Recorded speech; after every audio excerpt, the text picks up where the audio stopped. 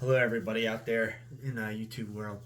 Um, I wanted to make another I guess update number two. This upcoming week, I should have some more body camera footage, and I should also have. I'm going to start a series on my experience in jail and the interviews that I did with other inmates in jail. When I was in there, I did interviews with some guys that were in there, two of which were veterans, and so they did allow me that space to hear their story. And there were some other folks in there that I had talked to that they gave me permission to. So I'll look out for that. The other thing is I'm trying to start interviewing veterans specifically as it relates to mental health and the after action part. So they went to the military and they had their experiences, and then I would like to, if there are veterans out there, if they could reach out to me, I'd love to interview them if they want to, tell their story. I would love to hear it myself, and that way I could post it on there, because I feel like people need to understand what's going on, and not just veterans, first responders too. If there's some folks out there that are first responders, and I did meet a gentleman yesterday, and his name's Michael, and he is a U.S. Army veteran, and he's a paramedic firefighter, and so he talked to me a little bit about his experiences. So I think that would be great to do an interview with him. But I did put a GoFundMe out there just for like some equipment, because right now I'm just using my phone, which I guess is it's fine for now. But when I start doing some of these interviews, I'd like a little bit more stuff. So I did put that out there. I just wanted to address some of the folks in the comments are asking about searching. So this gentleman was charged with driving while impaired because he had an opiate overdose. He was driving the vehicle and he wasn't driving it safely, right? When he passed out and he was overdosing, his car started rolling forward. I mean, if you can imagine, if I wasn't there and the buses started coming, he would have ran into a school bus, right? So, and Maryland traffic law, we can charge for that, and it's arrestable offense. So he was charged. So it's called search incident to arrest. So after he's arrested, we then can do the search. Now that doesn't mean that we're going into his vehicle, and we're going through all these lock boxes and everything else.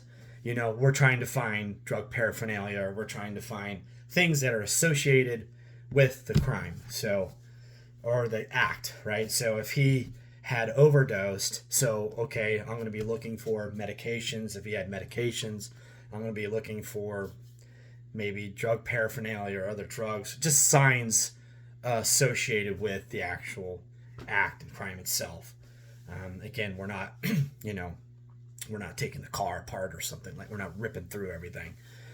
So it's search incident to arrest. So yes, that's legal, and everybody can look that up if they would like to. The other thing too is, through my experience, this was not my first rodeo. I've had people die in front of me. I've had children. I've had adults die in front of me who were overdosing. It's a crazy world out there.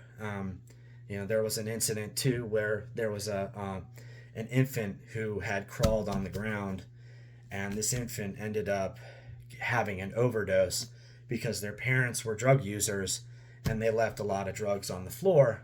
So, and then we have to go and we see these scenes and we have to deal with that. So I know exactly what was happening to him.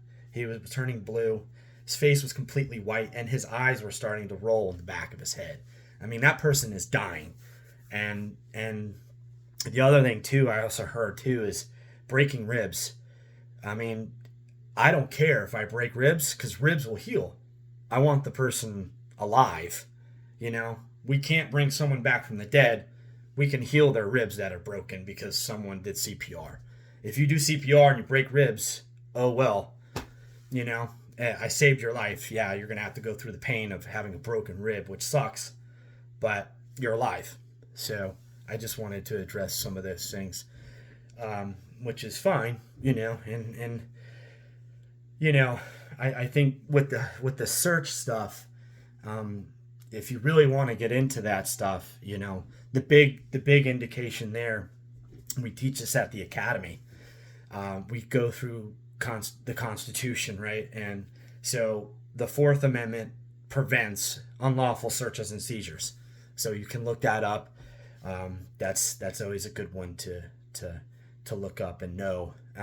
That's the other thing too, is as a police officer, a lot of folks that I came into contact with didn't know their constitutional rights.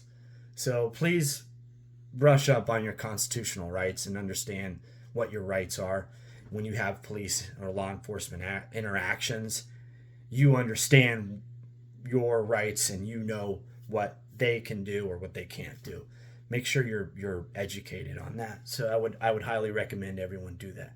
But anyway, so next week I'm going to start a jail series, and then I'm going to go into some interviews too, maybe the following week.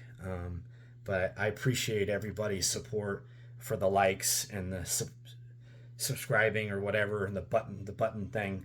I think it's awesome. And there were some folks that were talking about the flag is behind me. It's an Iraqi flag, and I had a lot of the guys in my unit sign it. And I can go into that too later. But I hope everyone had a blessed day. It's Sunday. So everyone just take care. Look forward to next week. And I'll see you soon. Bye.